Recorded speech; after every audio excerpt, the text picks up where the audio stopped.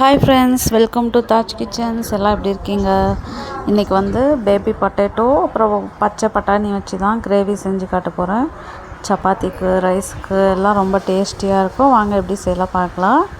உருளைக்கிழங்கு வந்து ஒரு விசில் விட்டு எடுத்துகிட்டு நல்லா உரிச்சிட்டு ஒரு பானலில் எண்ணெய் ஊற்றி நல்லா ஃப்ரை பண்ணி எடுத்துக்கலாம். அதுக்கப்புறம் சோம்பு, கடுகு, கஸ்தூரி மேத்தி இதெல்லாம் போட்டு நல்லா ஃப்ரை பண்ணிவிட்டு ஆனியன் போட்டு நல்லா ஃப்ரை பண்ணி எடுத்துக்கலாம். அதுக்கப்புறம் வந்து பச்சை மிளகா, கருவேப்பிலை, இஞ்சி பூண்டு பேஸ்ட் போட்டேன். நான் ஃப்ரெஷ்ஷாக பிச்சுட்டு தான் போட்டேன்.